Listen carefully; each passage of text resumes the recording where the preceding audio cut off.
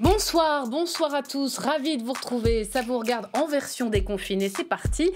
Voici le sommaire. Quand va-t-on enfin faire un geste pour les premiers de corvée, infirmières, caissières, livreurs, éboueurs? La nation tout entière leur rendra hommage le 14 juillet prochain, mais le sonnant et le trébuchant tardent à venir. Comment mieux rémunérer les Français les plus modestes en première ligne durant la crise? Qui doit mettre la main au porte-monnaie? Faut-il revoir la répartition des richesses? On en débat ce soir avec deux députés. Municipal, faut-il revoter dès le mois de juin? Elle monte cette petite musique du côté de l'Élysée. Emmanuel Macron voudrait solder ce dossier rapidement. Les socialistes et les républicains lui mettent la pression pour aller vite. Et c'est l'Assemblée qui pourrait trancher. Alors raisonnable ou trop risqué?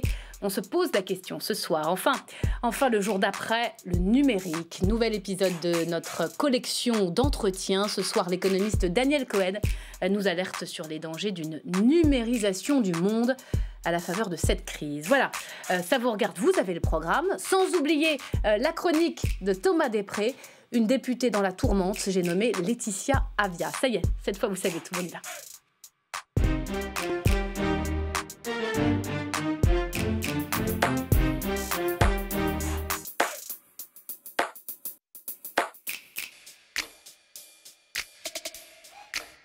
Et bienvenue à vous, chers téléspectateurs. Merci d'avoir choisi LCP. Bonsoir, Fiona Lazard. Bonsoir. Merci d'être là, physiquement, en chair et en os. Il faut le dire. C'est pas si évident parce que les députés s'habituent assez aisément à ces visioconférences. Vous êtes députée de La République En Marche du Val d'Oise, présidente du Conseil national des politiques de lutte contre la pauvreté et l'exclusion sociale. En face de vous, Pierre Dharréville. Bonsoir. Bonsoir. Et bienvenue, député communiste des Bouches-du-Rhône. Et derrière son écran, normalement, il y a Raphaël Legendre. Raphaël, est-ce qu'il est là? C'est normalement Absolument. Notre chroniqueur, il est là. C'est un plaisir de vous retrouver, même derrière votre écran. Bonjour à tous. Raphaël, journaliste économique à l'Opinion et chroniqueur dans cette émission. Ce soir, notre débat pourrait se résumer en une phrase. Il nous faudra nous rappeler aussi que notre pays, aujourd'hui, tient tout entier sur des femmes et des hommes que nos économies reconnaissent et rémunèrent si mal. Voilà, ça c'était le président de la République, Emmanuel Macron, le 13 avril dernier. Depuis, ces hommes et ces femmes, on les applaudit, on leur donne de la reconnaissance, mais est-ce qu'on les rémunère à leur juste valeur? C'est toute la question. Aujourd'hui, il y avait un conseil des ministres pour justement décider qu'on leur rendra hommage à tous ces hommes, à toutes ces femmes le 14 juillet prochain. Est-ce suffisant? On en parle dans un instant, mais celui qui va nous planter le décor, comme chaque soir, avec son ton et son regard, c'est Stéphane Blakowski. Depuis le sud de la France, Stéphane, mais quelle est belle cette bibliothèque. Je comprends mieux pourquoi vous êtes si intelligent. Vous avez tout lu ou pas? Mais pas du tout, c'est de la déco, vous voyez, c'est mon style Mitterrand, vous voyez, c'est photo officielle devant la bibliothèque. En tout cas, c'est très impressionnant, toutes ces reliures, la Pléiade, tout ça, si j'ai bien compris, tout de suite.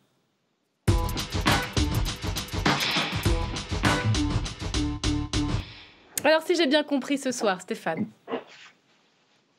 Si j'ai bien compris, Myriam, pendant ce confinement, on a tous pris conscience que les métiers les plus utiles à notre société, étaient souvent ceux qui étaient le moins bien payés. Alors évidemment, ça peut paraître injuste, mais que voulez-vous? C'est ce qui est prévu par la loi, enfin en tout cas par la loi du marché. En fait, dans notre société, ce qu'on paye le plus cher, c'est pas du tout ce qui est utile, c'est ce qui est rare. Bon, pour faire simple, vous voyez, un diamant, c'est beaucoup moins utile qu'un litre d'eau, mais comme c'est beaucoup plus rare, c'est beaucoup plus cher. Eh bien, pour les salariés, c'est un peu pareil, je vais vous dire. Tout le monde est d'accord pour dire que n'importe quelle infirmière de n'importe quel hôpital public, elle est beaucoup plus utile à la société que Kylian Mbappé.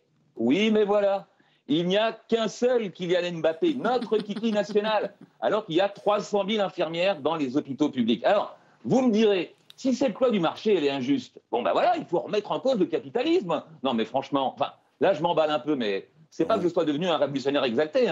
Même Bruno Le Maire, le ministre de l'économie, remet en cause le fonctionnement de notre économie. On l'écoute. Il faut un nouveau capitalisme qui soit plus respectueux des personnes, qui soit plus soucieux de lutter contre les inégalités et qui soit plus respectueux de l'environnement. Alors là, franchement, il a l'air pas mal, ce nouveau capitalisme qui fait exactement le contraire de l'ancien. Bon, on a hâte de l'avoir. En attendant, le problème, c'est que les métiers utiles sont toujours aussi mal payés. Enfin, en fait, tout le monde est d'accord pour dire que c'est injuste. Il ne reste plus qu'un petit détail à régler, 3 fois rien. Il faut juste savoir qui va payer les augmentations. Alors, heureusement, Bruno Le Maire a une idée. Il dit il suffit que les entreprises augmentent les salaires, tout simplement. Alors, les patrons, forcément, sont peut-être moins enthousiastes à cette idée. D'autant que de son côté, lui, le gouvernement a promis des primes aux soignants, 500, 1500 euros. Et puis, il y a un décret qui est en retard. Et en fait, toutes les primes n'ont pas été versées, comme on voyait ce matin dans certains titres régionaux. Bon, alors, forcément, c'est un peu inquiétant ce cafouillage. Et il y en a un que ça inquiète beaucoup. C'est Patrick Mignola, le patron du groupe Modem à l'Assemblée. Il a donné une interview dans Le Monde hier, on la lit ensemble. Voilà ce qui l'inquiète. Pour qu'un cataclysme social ne succède pas au cataclysme sanitaire, dans une forme de reproduction des Gilets jaunes, eh bien, il est nécessaire de faire un geste en direction des travailleurs sous-payés. Vous voyez, en fait, je me demande si le meilleur argument pour que les métiers utiles soient mieux payés, ce n'est pas le bon vieux mouvement social qui fait peur et aux patrons et au gouvernement, bref, à l'ancienne. Merci Stéphane, vous restez avec nous pour intervenir quand vous le souhaitez. Fiona Lazar, vous êtes tous les deux, j'imagine, d'accord sur le constat. On a découvert avec cette crise, enfin on a découvert, on le savait, mais ça nous a sauté au visage. Voilà, ils sont devenus visibles. Et on a redécouvert ces diamants, pour le coup, qui peuplent nos hôpitaux et dont nous avons eu besoin en cette période de crise sanitaire et pour lesquels, effectivement, il faut que nous arrivions à revaloriser et la fonction dans les symboles, c'est important. Mais pas aussi, que les symboles, parce que les plus indispensables sont les moins bien payés. Il faut bien sûr aller plus loin. Donc ça, c'est insupportable. Il faut que ça change. Bien sûr, sachant que ces métiers-là sont souvent des métiers très féminisés. Et on le voit dans la première ligne comme dans la seconde ligne. Les professionnels soignants, mais aussi toutes les caissières sont souvent des femmes. Et beaucoup des personnes qui ont été mobilisées sur le terrain, qui ont dû travailler pendant cette période de confinement, sont des femmes et des femmes sous-payées. Donc oui, il va falloir remettre un petit peu d'argent dans ces métiers-là, du côté de l'État pour les professionnels soignants qui sont... pour la fonction publique hospitalière, pour les enseignants. Mais également les entreprises. Alors, on va venir aux solutions, parce que c'est pas simple. Parce qu'on est dans une crise économique et que les entreprises ont déjà beaucoup de problèmes. On va essayer de voir ce que vous mettez sur la table. Peut-être même que vous pourrez vous mettre d'accord. Qui sait sur le constat. C'est-à-dire quand même que moi je pense qu'on ne découvre pas tout ça. Enfin, il y a eu un mouvement social dans les hôpitaux pendant des mois et des mois de femmes et d'hommes qui revendiquaient pour leur situation, pour la reconnaissance de leur métier, de leur fonction. Enfin, c'est pas nouveau quand même tout ça. Nous avons déposé il y a 1 an une proposition de loi pour revaloriser le SMIC, qui a été examinée dans notre niche parlementaire. Donc les inégalités dans notre pays, je ne sais pas qui les découvre, mais en tout cas pas moi. Quand Stéphane, le point levé, dit au fond, il peut y avoir des convulsions sociales, il peut y avoir une colère qui monte. Est-ce qu'il faut qu'il y ait une colère qui monte, vous, le communiste ? La colère, elle est là. Est-ce que vous pensez que c'est un levier ou au contraire, on est dans un moment où on peut peut-être avoir une union nationale sur cette question-là ?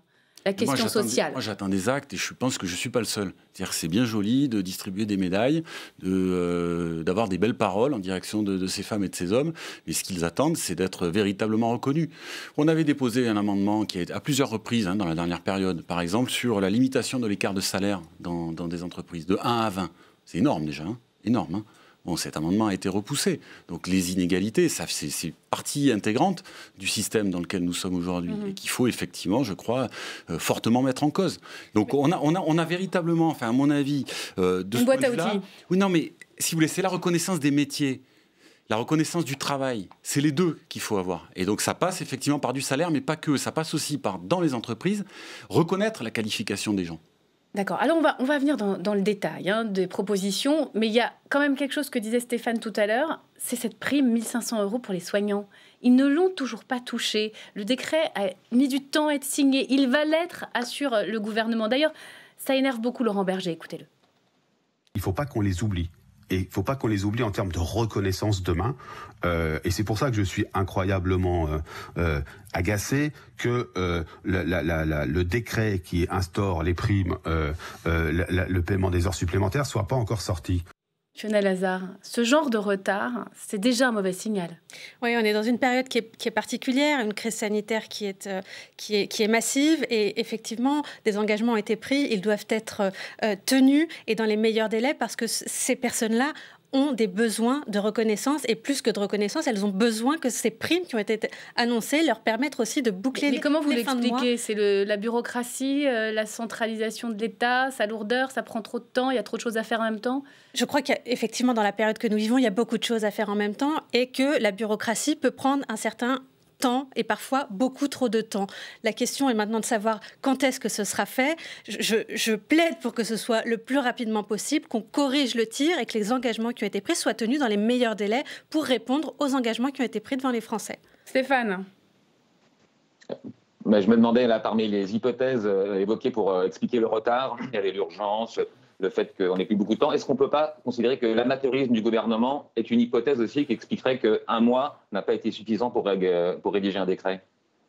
Non, je ne pense pas qu'on puisse parler d'amateurisme. Je crois qu'on a fait face à une crise sanitaire sans précédent, une crise sanitaire. Pas mal des amateurs, hein. Une crise sanitaire sans précédent que nous avons fait avec la majorité, pris un certain nombre de dispositions massives pour éviter que cette crise sanitaire se transforme en crise économique et en crise sociale. Beaucoup de dispositions ont été prises. Je vous donne un exemple. Après-demain, ce sont des millions de Françaises et de Français qui vont toucher une allocation spécifique de solidarité pour les ménages les plus modestes qui ont du mal à boucler les fins de mois en cette période de crise. Donc on a pris beaucoup de mesures très concrètes, 2 mois après le démarrage. Des mesures très concrètes qui ont été prises, qui arrivent, qui vont être sur le compte en banque de ces personnes-là. Et maintenant, ce qu'il faut qu'on arrive à faire, c'est que cette prime pour les soignants puisse être versée comme ça a été indiqué. Alors Pierre Dharréville, si on s'arrête à l'hôpital, sur le public déjà, qu'est-ce que vous proposez? Parce qu'il y a des propositions pour les soignants. Il y a une proposition de loi, d'ailleurs, qui commence à émerger du côté de la majorité. Elle a été imaginée au départ par un républicain, Maxime Minot, si je ne dis pas de bêtises. Un don d'une journée de congé aux soignants, sur la base du volontariat, pour financer l'hôpital et le personnel hospitalier. Non, mais d'abord, je vais faire du mauvais esprit avec Stéphane Blakowski, s'il me le permet. C'est vrai que le gouvernement, il a du mal quand même à y aller au bout de la logique et à reconnaître, y compris, qu'il faut payer un peu plus ces gens, parce qu'il a refusé de le faire depuis 2017. Il a refusé de le faire quand même, pour les salariés de l'hôpital, et les soignants et les non-soignants. Bon, ça, c'est la première chose. La deuxième chose, c'est qu'il y a besoin d'une revalorisation. On a tout gelé pendant des années, et donc c'est la première chose à faire. Il ne faut pas chercher comme ça, midi à 14h, des petits subterfuges, des logiques d'entourloupe, etc., où on fait payer d'ailleurs, y compris en culpabilisant les gens, en leur disant c'est à vous de payer, donnez vos congés pour les soignants. Non. Mais qu'est-ce que vous proposez? On creuse la dette, on est à 120% du PIB. Il faut bien trouver des ressources.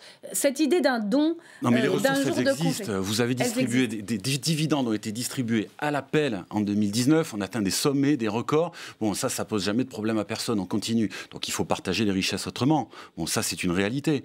Nous avons là, il faut objectivement, effectivement, une crise qui va affecter notre économie. Là, il y a un trou dans lequel nous sommes en train de passer.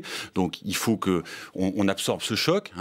Ça, c'est une évidence, et il faut l'absorber dans la durée. Mais cela étant dit, sur la construction globale, l'architecture de notre économie, il faut changer des choses. On ne peut pas continuer comme ça, c'est pas sérieux. Donc, on revoit la fiscalité, j'imagine. Il faut payer le travail des gens. Et donc, pour payer le travail des gens, il faut financer effectivement l'hôpital public, arrêter d'assécher les ressources de la sécurité sociale. Par les hauts revenus, c'est ce que vous proposez. Oui, notamment. Raphaël Legendre, journaliste économique, qui va intervenir.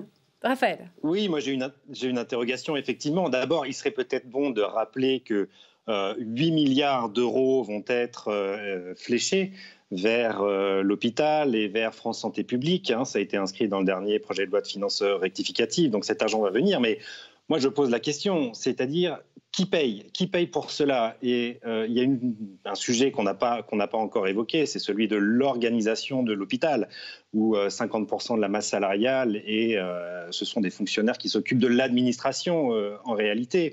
Donc j'entends monsieur le député qui nous dit qu'il va falloir peut-être regarder du côté du dividende, donc peut-être augmenter la fiscalité sur le capital.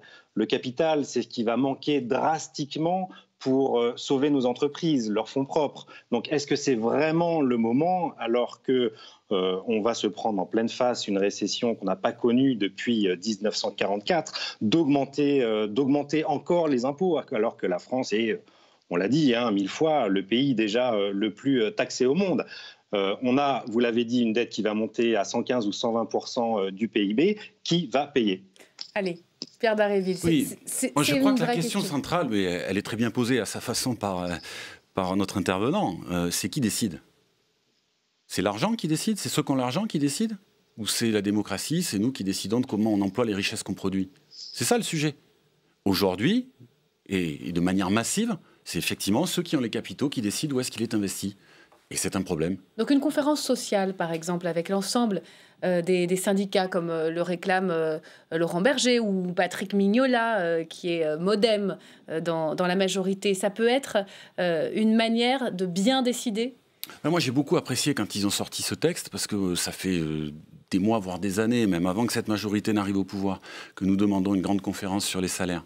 Et ça nous semble être effectivement une discussion qu'il faut mener. Donc oui, allons-y, discutons de ce sujet, mettons-le sur la table. Fiona Lazard, faut tout mettre sur la table. On ne va pas refaire le débat sur l'ISF parce qu'on sait que voilà, on a à ma gauche quelqu'un qui veut le remettre sur la table, revoir la fiscalité des revenus. Je ne pense pas que vous irez sur cette route. Mais est-ce qu'il y a des sujets tabous ou pas?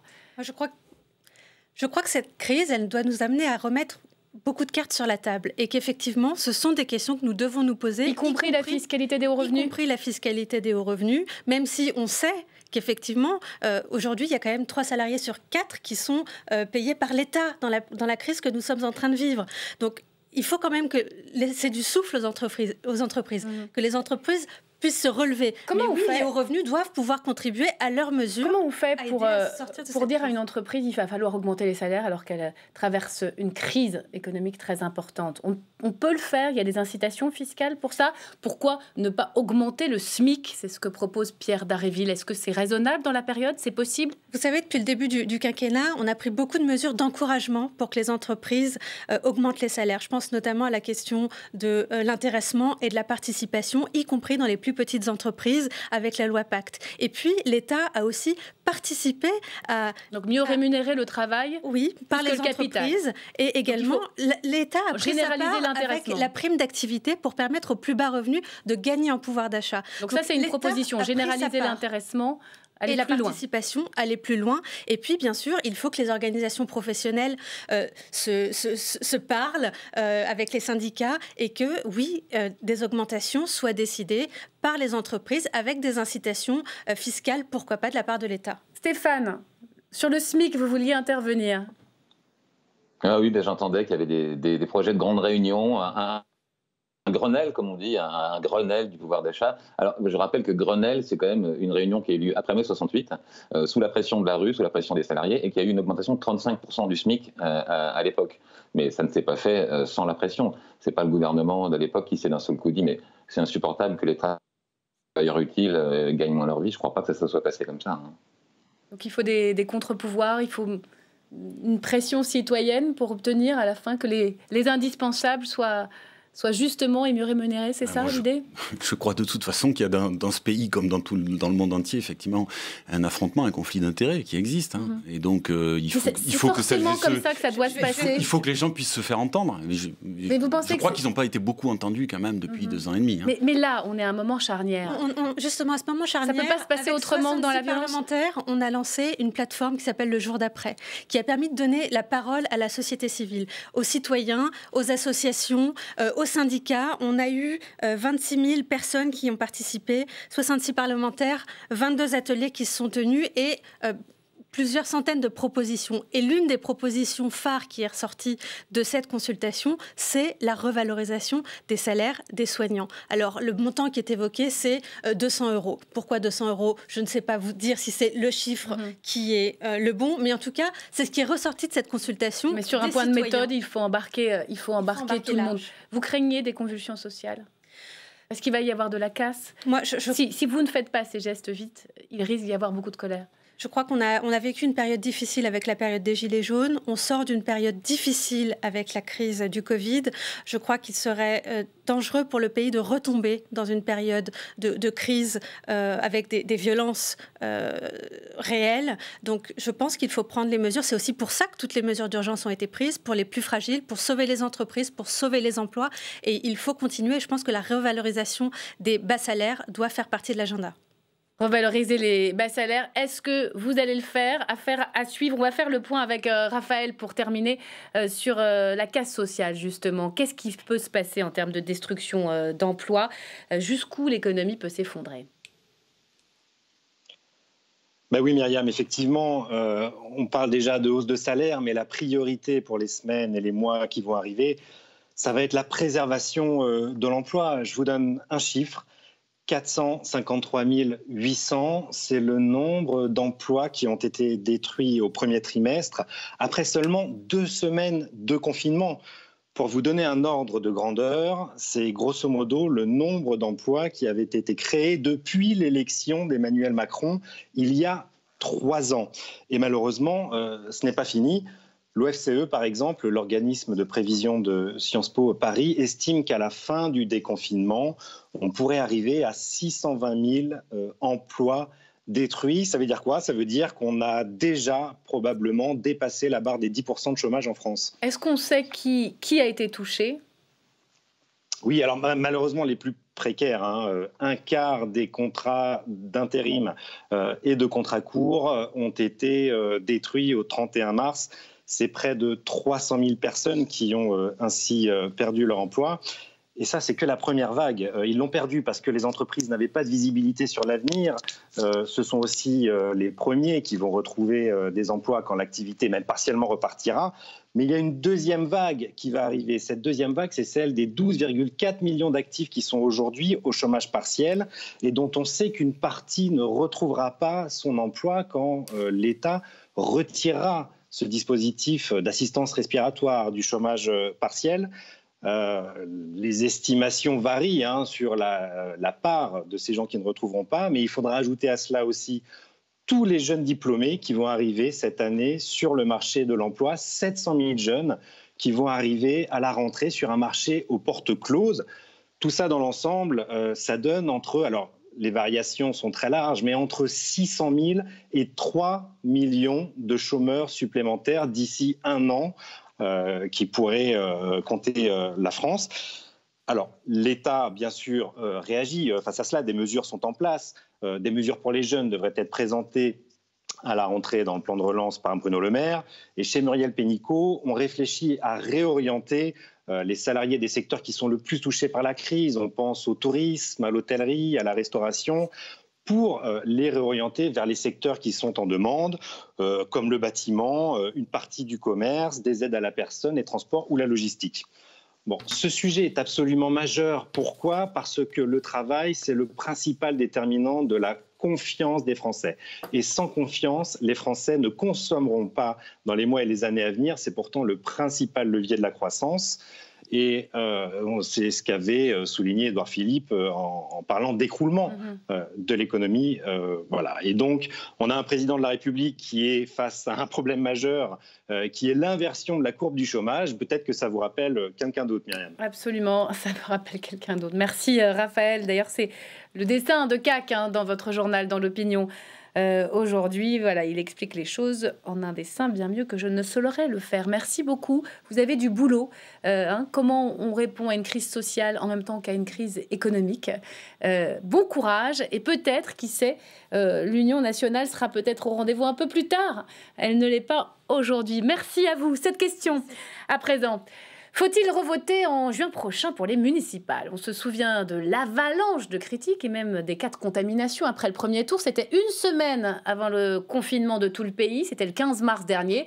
Aujourd'hui, l'idée de faire revoter les Français est vite. Elle fait son chemin. Est-ce que c'est bien raisonnable? Avant d'accueillir nos nouveaux invités, voyez le sujet d'Ahmed Tazir.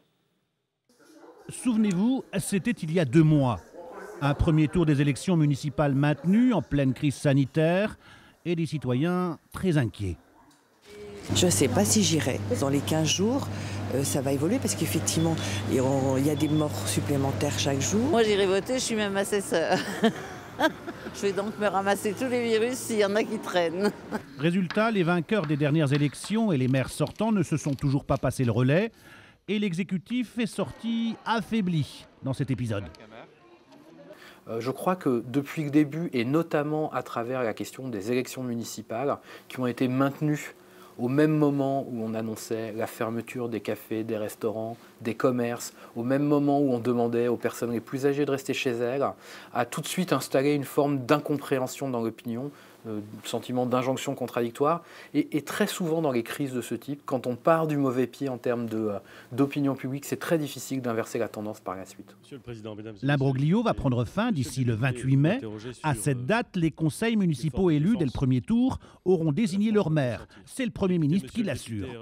Puisque dès lors que nous avons commencé le déconfinement, il paraît possible, dans 30 000 des communes sur les 35 000 que compte notre pays, d'installer les conseils municipaux, lesquels sont le plus souvent composés de 15 membres au maximum.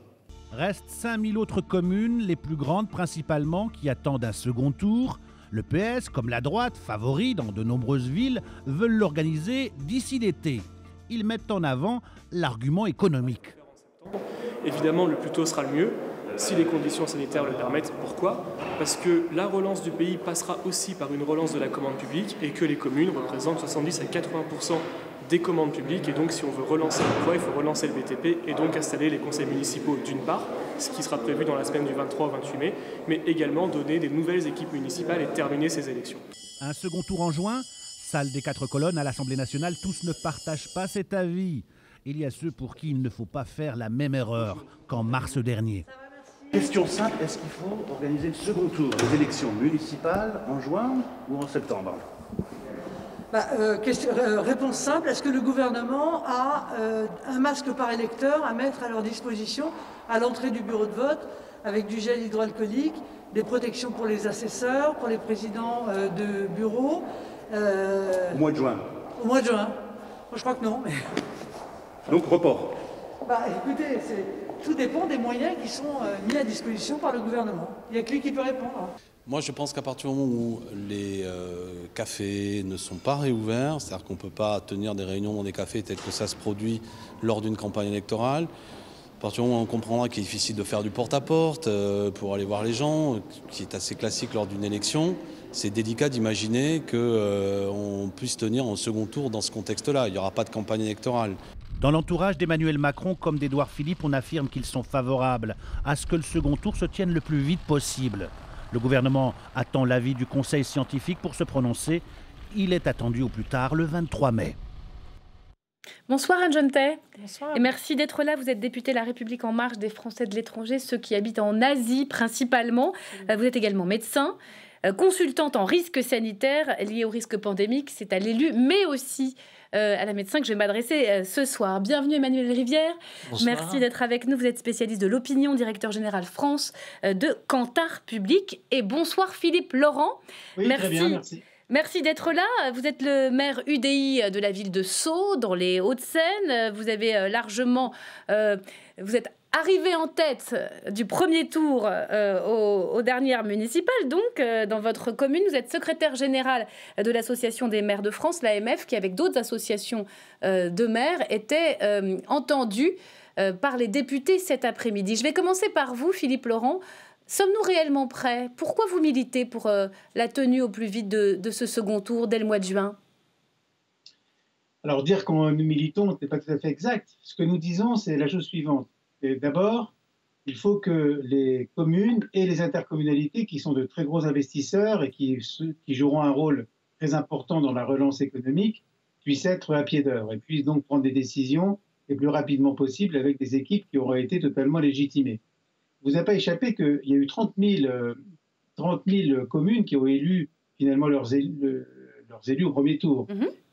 Ils vont être installés d'ailleurs très, très prochainement, puisque le Premier ministre, il y a un texte qui est en cours et qui permettra d'installer ces conseils municipaux, 30 000 communes, très prochainement.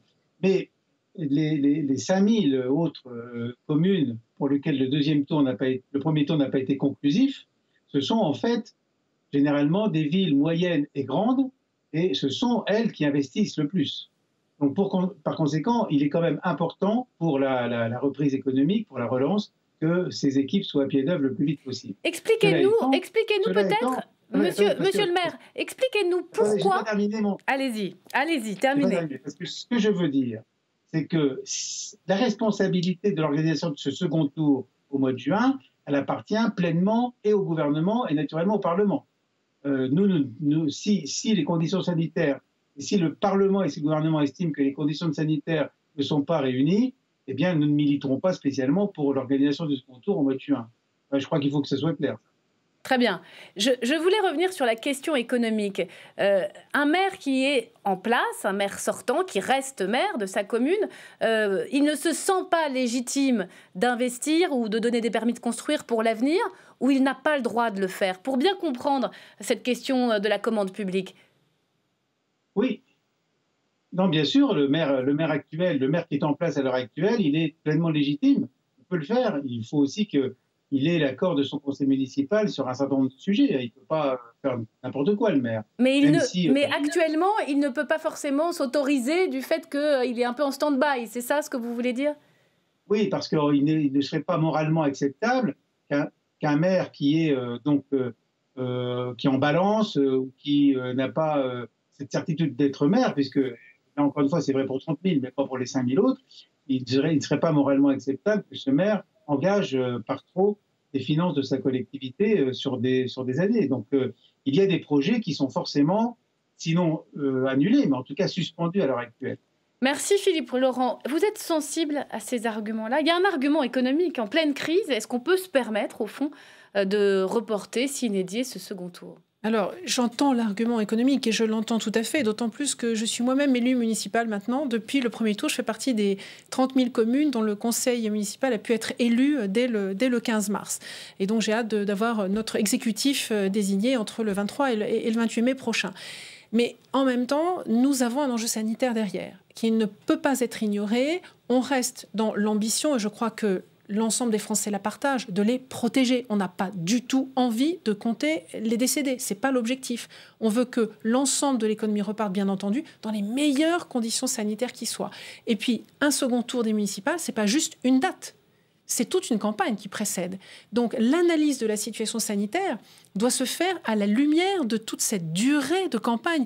C'est quoi une campagne? On ne peut pas imaginer une campagne si on ne peut pas, au fond, aller dans les cafés, serrer des mains. C'est pas que du Skype, que des Skyperos, et il y a un moment où ça devient un peu compliqué. Il faut quand même se rencontrer, se parler. Donc il faut prendre ça en compte également. Et le médecin que vous êtes, a priori, on attend l'avis du conseil scientifique et du comité scientifique, mais vous dites attention, c'est trop tôt? Je n'ai pas de doute sur le fait que le conseil scientifique sera parfaitement éclairé, aura ses données épidémiologiques et ses modélisations qui permettra de voir que regardons-nous. Même après sa décision d'avoir dit oui au premier tour, si critiqué? Alors là, on est dans une situation différente. On est dans une suite de phase 3. Ce n'est pas tout à fait la même chose que ce qu'on était au tout départ. On n'est pas du tout dans les mêmes conditions. On sait maintenant à quel R0 nous sommes, c'est-à-dire combien de personnes peut contaminer un malade, donc nettement en dessous de 1, et nous voudrions descendre encore plus en dessous de 1, le plus possible au début juin, pour pouvoir se dire, allez, en réouvrant un petit peu, en ayant une campagne électorale, peut-être que ce nombre de personnes contaminées sera un peu plus élevé, mais on reste dans des conditions raisonnables d'encaissement, je dirais, du système de santé et de risque pour nos concitoyens. Ça resterait raisonnable. Emmanuel Rivière, ils peuvent comprendre, les Français, ce genre de débat, et si on revotait le mois prochain, où c'est, au fond, quasiment inaudible? Là, pour l'instant, les municipales, c'est le dernier grand acte et fait politique auquel on a participé avant de basculer dans toute autre chose, et ce moment incroyable où, de manière obsessionnelle, finalement, toutes nos préoccupations, toutes nos conversations ont été accaparées par la pandémie. Donc, revoter voudrait dire que ça y est, tout ça est un peu derrière nous. Je crois qu'aujourd'hui, c'est pas le cas. Et c'est vrai qu'à côté du problème à la fois économique et de politique publique évoqué par Philippe Laurent, à côté du problème sanitaire que pose le fait de remettre beaucoup de gens en interaction, il y a le problème démocratique qui en plus permet pas de trancher. Parce que d'un côté, qu'est-ce que c'est que cette espèce d'entre-deux tours interminable avec quelque chose qui va être totalement inédit. Et c'est pas comme s'il n'y avait pas de suspense dans un certain nombre de très grandes villes, que ce soit à Lyon, à Marseille, à Montpellier, à Bordeaux. L'affaire est tout sauf jouée. Donc, on peut se demander comment on peut tenir longtemps comme ça. Il y a la question inverse qui est, est-ce que les Français sont prêts à voter? Voilà, parce que la première fois, il y avait quand même moins d'un Français sur deux qui s'est déplacé. C'est là toute la question. Là, il risque d'y avoir une abstention massive. Il y a ce risque d'autant plus que Bon, je ne m'hasarderai pas à faire un pronostic là-dessus, mais les gens y sont allés beaucoup moins que d'habitude, 20 points de participation en moins, alors que la veille, on prenait les transports, on allait faire ses courses, etc. On allait au restaurant. Et on était face à un risque un peu impalpable. Et là, sur beaucoup de dimensions, on voit bien qu'on cherche plutôt le risque zéro. Or, on ne peut pas promettre le risque zéro. Je ne parle pas d'un point de vue sanitaire, mais du point de vue de la perception. Et donc, ça va être très, très compliqué. Je n'aimerais pas être à la place de celui qui devra trancher. D'ailleurs, c'est pour ça que j'ai l'impression qu'on cherche beaucoup à mutualiser la décision. Oui, on ouvre un peu le parapluie. Et je crois aussi qu'il faut bien comprendre que juin, juillet, août, septembre, octobre, novembre, mais le virus, il sera toujours là. Il sera toujours là. Plus ou moins agressif, plus ou moins en grande quantité, mais il sera toujours là. Donc, il y a bien un moment où il faut que la vie reprenne, y compris la vie démocratique. Vous avez vu que Le Monde, dans un article aujourd'hui, nous explique que le gouvernement envisage de faire voter le Parlement sur la date du second tour des élections municipales après la décision, évidemment, du gouvernement et après la décision du comité scientifique. Ça pourrait être une porte de sortie démocratique à une décision de démocratie? Alors, de toute façon, dans notre système démocratique, associer le Parlement à cette décision, moi, je ne peux que m'en réjouir. Je pense que c'est une excellente chose. Nous sommes les élus du peuple et nous avons notre mot à dire sur ces choix essentiels qui conduisent vraiment... Donc, voter en juin, Madame le député, vous votez quoi? Pour voter en juin, si vous deviez voter, oui ou non, vous dites quoi? Alors, j'ai besoin d'avoir le rapport du conseil scientifique là, qui va tomber, c'est la semaine prochaine, je crois, et qui va fonder le rapport du gouvernement après. Et à la lumière, enfin, c'est plus d'ailleurs l'avis du conseil scientifique dans un premier temps en tant que médecin que je vais regarder de près. Et si le conseil scientifique, en fonction de ce qu'il dit, je verrai vers quoi je m'oriente. Vous faites confiance au conseil scientifique? Oui, absolument. Oui, il n'y a aucun doute, je lui fais tout à fait confiance. Philippe Laurent, qu'est-ce que vous pensez de ces échanges à entendre Madame la députée? Ça n'est pas tout à fait fait, ce vote de deuxième tour d'ici le mois de juin. Non, mais je vous l'ai dit, nous avons simplement avancé cet argument de la question de la reprise économique et de la vie démocratique. Et encore une fois, nous considérons, je suis clair là-dessus, nous considérons que la responsabilité en revient au gouvernement et au Parlement. Donc nous ne militerons ni pour une accélération du calendrier, ni pour un ralentissement. On met simplement cet élément donc, dans le débat. Si je pense qu'en effet, cet élément n'est pas forcément le plus important, que c'est évidemment la situation sanitaire qui compte, ce d'autant plus que, comme l'a dit Madame la députée, une campagne électorale, même de second tour, il y a quand même une campagne, hein, il faut donc faire campagne, ça veut dire que donc ça commence avant, admettons que ce soit le 28 juin, bon, ça commence bien avant, ça commence quand même 15 jours avant. Il y a la question du dépôt des listes qui n'est pas réglée. Il y a la question de la fusion éventuellement de listes qui n'est pas réglée, qui est un enjeu important, surtout dans les grandes villes. Hein, on a bien vu, parce que dans les grandes villes, comme on disait tout à l'heure, c'est pas réglé. Il y a vraiment plein de situations qui ne sont pas réglées. On ne peut pas savoir ce que sera le second tour. Et donc, par conséquent, il y a donc encore beaucoup d'obstacles sur le chemin de ce second tour. On soit sûr qu'on puisse faire campagne, si vous voulez. On va s'arrêter là. Voilà. Merci beaucoup. Merci Philippe Laurent d'avoir été derrière votre écran en direct avec nous depuis votre ville de Sceaux. D'un mot vraiment très rapidement, Emmanuel Rivière, les Français s'en fichent un peu de cette question, non? Alors, ils ne l'ont pas en tête, mais le jour où elle viendra, ce qui est très important, c'est qu'ils n'aient pas le sentiment qu'on leur dise d'aller voter par une sorte de calcul électoral ou par des questions d'opportunité, mais parce que c'est vraiment le moment. Et c'est vrai que l'enjeu collectif, c'est de trouver un consensus là-dessus. Merci beaucoup. Merci Anne Gentem, merci Emmanuel Rivière d'être venu sur ce plateau Parlement du Monde, parce qu'il n'y a pas qu'au Parlement français que les débats sont houleux. Notre chroniqueur franco-britannique préféré, Alex Taylor, fait lui aussi son retour dans cette émission. Alex, mercredi, ce sont les traditionnelles questions au Premier ministre, au Parlement de Westminster, et il s'est passé quelque chose d'incroyable. Racontez-nous. Oui, bonsoir Myriam. En effet, les mesures sanitaires liées au Covid-19 privent la Chambre des communes de ses traditionnels hurrahs, parce que vous savez qu'ils n'ont pas le droit d'applaudir dans le Parlement, parce qu'il y a beaucoup moins de députés. Donc les débats et surtout les questions au Premier ministre sont du coup beaucoup plus calmes et plus pointus, surtout depuis l'arrivée il y a un mois du nouveau leader de l'opposition, Keir Starmer, sœur Keir Starmer, ancien avocat, et ça se voit, il est chirurgical dans la manière dont il questionne le Premier ministre, en l'occurrence aujourd'hui, sur les conseils pour les managers des EHPAD en Grande-Bretagne. 8000 décès en moyenne en temps normal pour un mois d'avril, 26 000 pour le mois d'avril dernier. Pourquoi, demande donc Starmer, le gouvernement a-t-il publié un rapport officiel le 12 mars dernier affirmant qu'il était très peu probable que les résidents des EHPAD soient contaminés. Regardez l'échange. Le 12 mars, les conseils publiés par le gouvernement affirmaient, je les cite, qu'il était très peu probable que les résidents en EHPAD soient infectés. Le Premier ministre est-il d'accord pour dire que le gouvernement a agi trop lentement pour protéger ses résidents ? Non, Monsieur le Speaker, ce n'est pas vrai. Ce n'étaient pas des conseils publiés par le gouvernement et nous avons confiné les EHPAD avant le confinement général. Alors, qu'est-ce qui s'est passé ensuite, Alex ?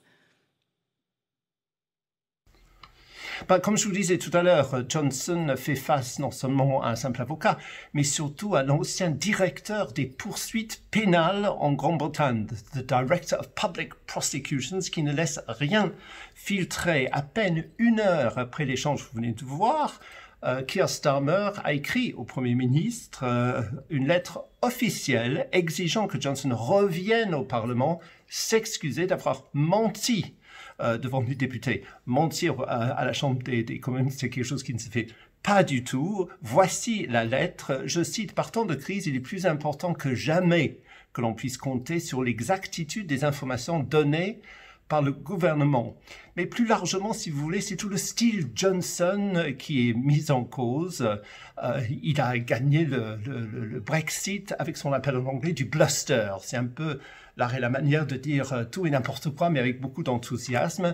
Mais face à sa gestion un peu chaotique, il faut le dire, de la crise Covid, et surtout face à quelqu'un comme Keir Starmer, eh bien, j'ai envie de dire qu'il a peut-être rencontré son Waterloo, mais c'est pas exactement ça, mais vous voyez ce que je veux dire. Absolument, Alex. On ne pardonne plus le mensonge en politique. 24 heures à l'Assemblée.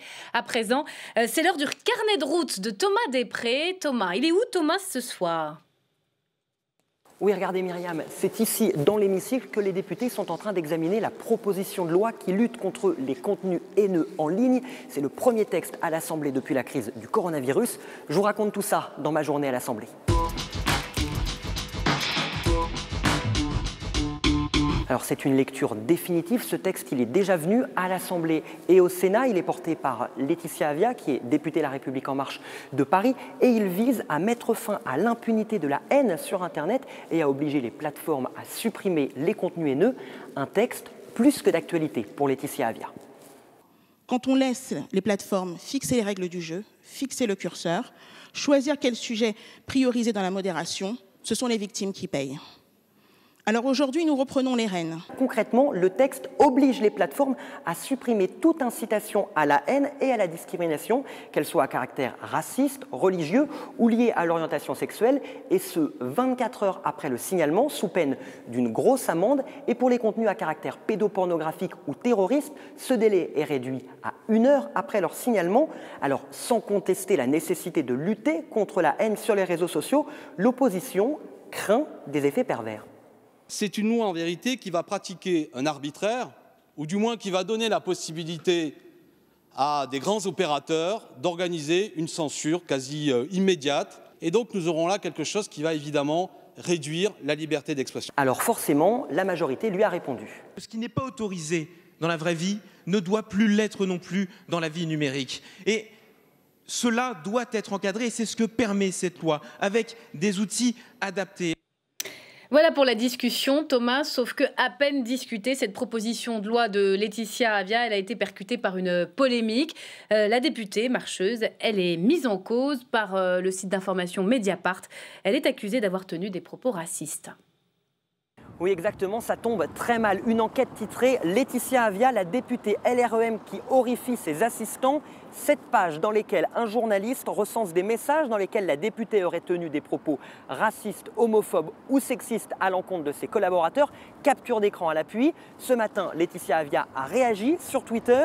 Pour elle, le journaliste en question, déjà auteur de plusieurs articles sur elle, mène une campagne d'acharnement.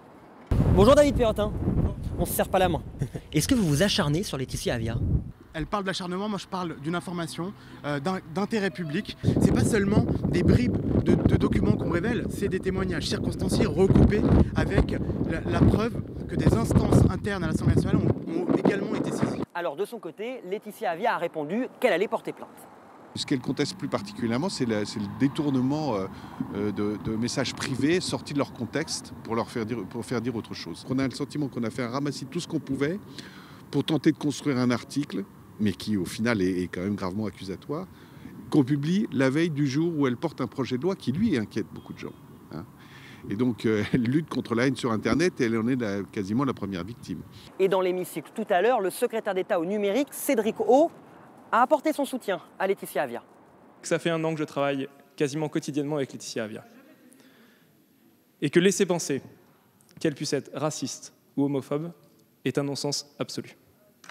Pour ce qui est du texte sur les contenus haineux en ligne, Myriam, il a été définitivement adopté en fin d'après-midi. Merci Thomas pour ce carnet de route, ma journée à l'Assemblée. On termine comme promis avec notre grand entretien quotidien sur le monde d'après l'épidémie. Aujourd'hui, le numérique, une économie qui va connaître une croissance exponentielle. Elle était déjà en bonne santé, l'économie numérique, mais attention à la numérisation du monde. Le jour d'après, avec l'économiste Daniel Cohen, c'est une collection signée François Chevret, Charlotte Epal avec Kitri Nguyen. On n'est pas dans votre bureau là? Non, on est dans la salle à manger, parce que mon bureau, je reçois moins bien, ça saute. Bonjour Daniel Cohen. Bonjour. En quoi le numérique sera pour vous un élément clé de la sortie de crise? Alors, je ne sais pas si c'est un élément de sortie de crise. Je pense que c'est surtout un accélérateur des tendances actuelles. C'est-à-dire que quand on regarde ce que cette crise fait, tout simplement, elle empêche le face-à-face. Elle empêche qu'on se voit et on est obligé, au fond, de mobiliser toutes sortes de technologies qui, d'une certaine manière, attendaient ce moment où la distanciation sociale deviendrait une règle et où la communication avec autrui passerait systématiquement par l'intermédiaire de ces tablettes, de ces sites divers et variés. Et en réalité, je crois qu'on vit un moment tout à fait étonnant d'une crise sanitaire qui est en train d'accélérer les grandes tendances de la transformation du monde depuis maintenant plusieurs années, peut-être même plusieurs décennies. C'est vrai que l'économie du numérique explose dans la période, les ventes de tablettes, d'ordinateurs. Jeff Bezos, le patron d'Amazon, s'est augmenté, sa fortune a augmenté de 22 milliards d'euros. Netflix, n'en parlons même pas. L'économie numérique s'est bien portée jusqu'à présent. Qu'est-ce qu'elle est en train de vivre? Un véritable âge d'or en ce moment? Je pense, ou en tout cas peut-être même le début d'un âge d'or. Et il faut comprendre pourquoi elle est si adaptée à cette situation, alors que d'une certaine manière, rien ne permettait de le penser. L'économie du numérique, c'est ce qui permet d'industrialiser la société de services dans laquelle on est entré. On a quitté la société industrielle depuis longtemps maintenant. On a longtemps parlé de société post-industrielle pour caractériser le monde dans lequel on était, ce qui, naturellement, ne voulait rien dire du tout. Post-industriel, ça voulait juste dire qu'on avait quitté le monde industriel. Il a fallu du temps pour qu'on comprenne de quoi il s'agissait vraiment. Et dans un de mes livres, qui s'appelait « Il faut dire que les temps ont changé », je revenais à la prédiction d'un grand économiste français qui s'appelait Jean Fourastier. Et Fourastier disait la chose suivante: l'humanité, pendant des millénaires, a travaillé la terre, puis pendant des siècles, elle a travaillé la matière, c'est le passage d'une société agraire à une société industrielle. Nous entrons dans une période au cours de laquelle l'homme va travailler l'homme lui-même. C'est-à-dire que le propre de cette société post-industrielle, c'est d'être une société dans laquelle on s'occupe les uns des autres, comme éducateurs, comme aides-soignants, comme coach sportif, comme psychanalyste. Voilà l'idée qu'avait Jean Fourastier du monde à venir. Il ajoutait 2 choses. La première, c'est que c'était un grand espoir, c'est le titre de son livre, Le grand espoir du XXe siècle. Enfin, l'économie allait être humanisée. Et il ajoutait un codicile de plus qui était petit problème, mais qui pour lui n'en était pas un. Cette société de services, elle ne va pas créer de croissance économique. Pourquoi? Parce que la valeur du bien, c'est le temps que je passe avec autrui. Je suis aide-soignant, le temps que je passe avec la personne malade, c'est ça le bien en réalité que je produis. Donc comme le temps n'est pas extensible, il n'y aura plus de croissance économique. Eh bien, que fait le numérique?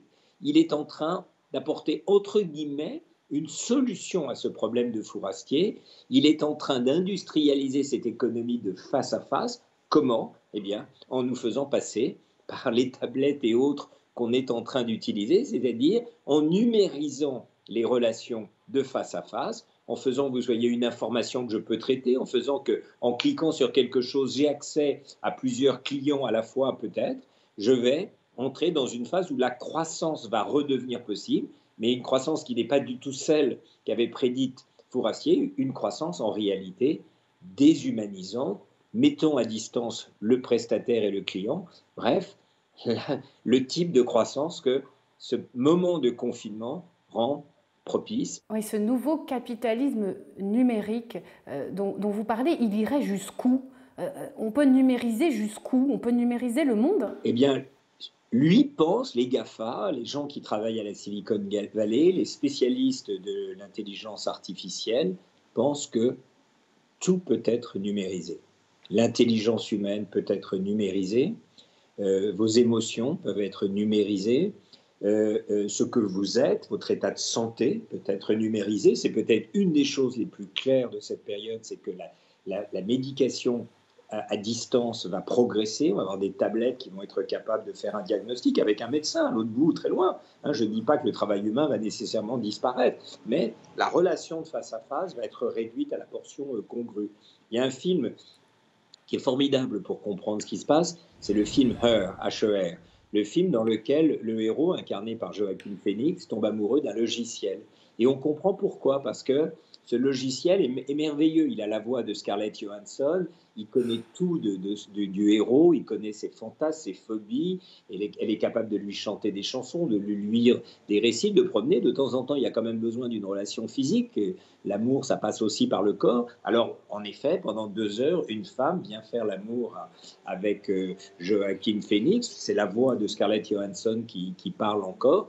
Et donc, on voit que la relation de face à face, c'est vraiment le cas de le dire, est réduite à sa portion congrue. Et l'imaginaire de ceux qui réfléchissent au monde de demain, il est entièrement habité par cette idée que les réseaux sociaux valent mieux que les relations de face à face, que le télétravail puisse devenir la règle. Alors on voit que c'est un fantasme évidemment, et surtout que c'est une dystopie. On ne veut pas d'un monde où on ne se rencontre plus les uns les autres. Mais vous savez, le XXe siècle, c'est l'ère d'une société industrielle où le travail à la chaîne avait produit une incroyable déshumanisation du travail. Et la contrepartie avait été une période de prospérité. On comprend aujourd'hui que la prospérité, la croissance économique, d'ailleurs plus que la prospérité, vient avec un quantum de déshumanisation. Je crois qu'on est confronté à ce même choix aujourd'hui, et on le voit évidemment avec le confinement dans une forme extrême. Mais quand vous dites ces gens qui se chargent au fond de réfléchir au monde de demain, à cet imaginaire, à ce fantasme, de qui parlez-vous? Je pense que c'est les GAFA. Je crois qu'en effet, ce qui est tout à fait extraordinaire aujourd'hui, c'est que quelques entreprises qui ont émergé d'une compétition darwinienne, il y avait beaucoup de candidats et peu d'élus à la fin, et peut-être qu'il y en a d'autres qui surgiront.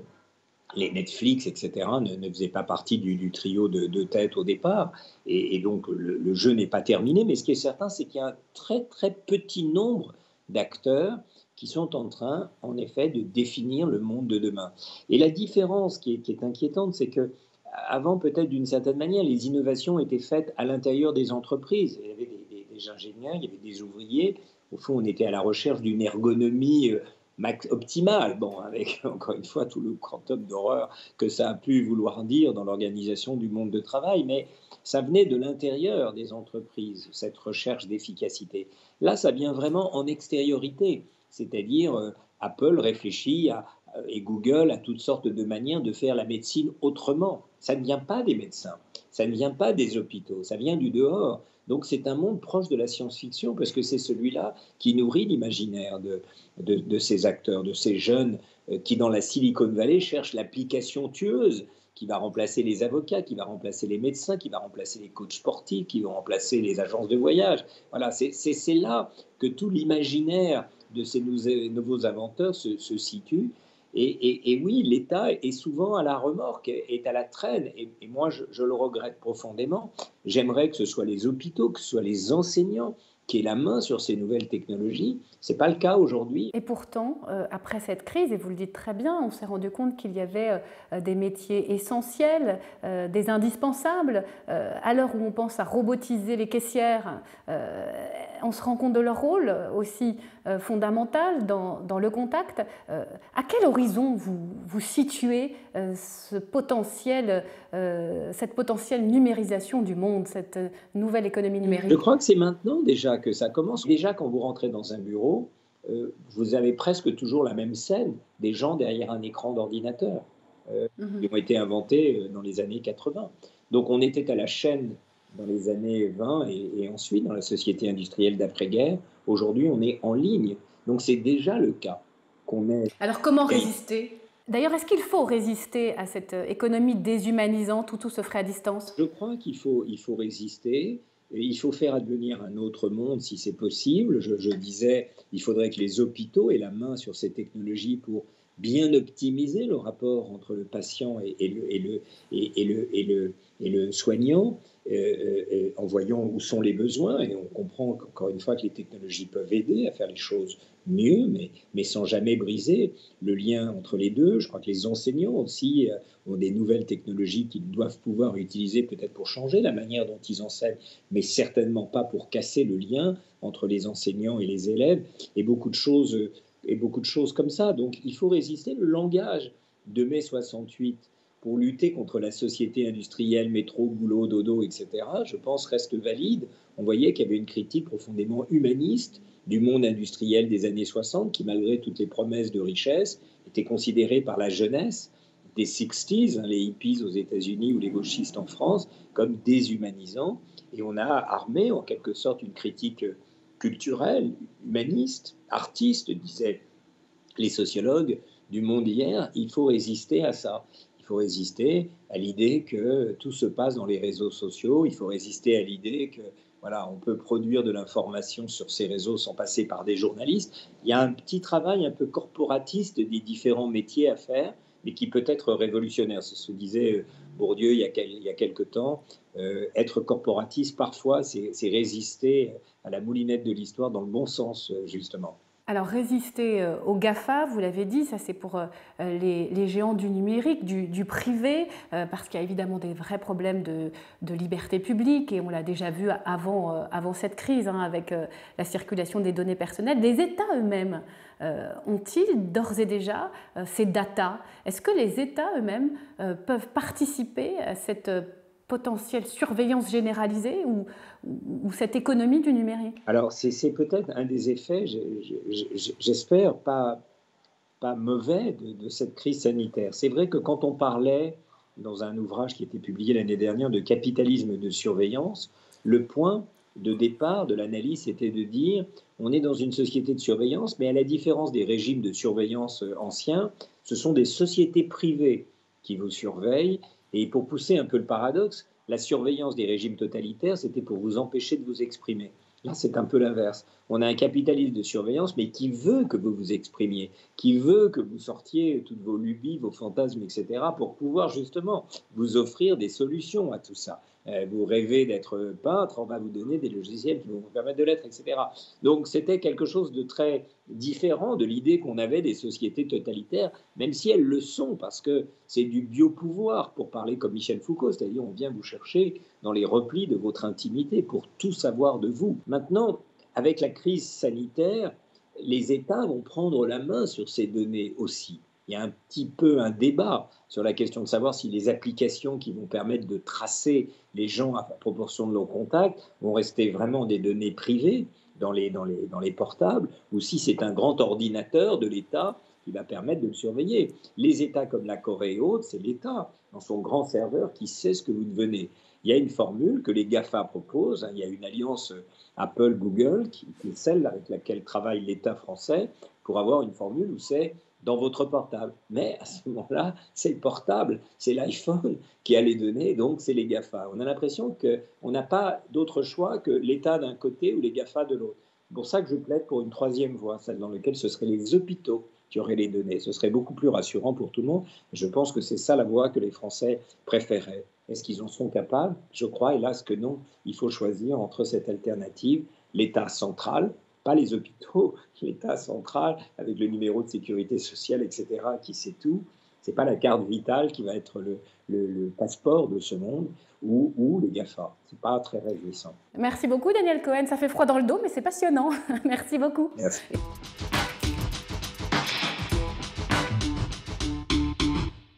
Et voilà, le jour d'après, collection d'entretiens thématiques à retrouver sur la chaîne YouTube d'LCP. Ainsi s'achève cette émission. Tout de suite, votre soirée documentaire avec Jean-Pierre Gracien. À demain.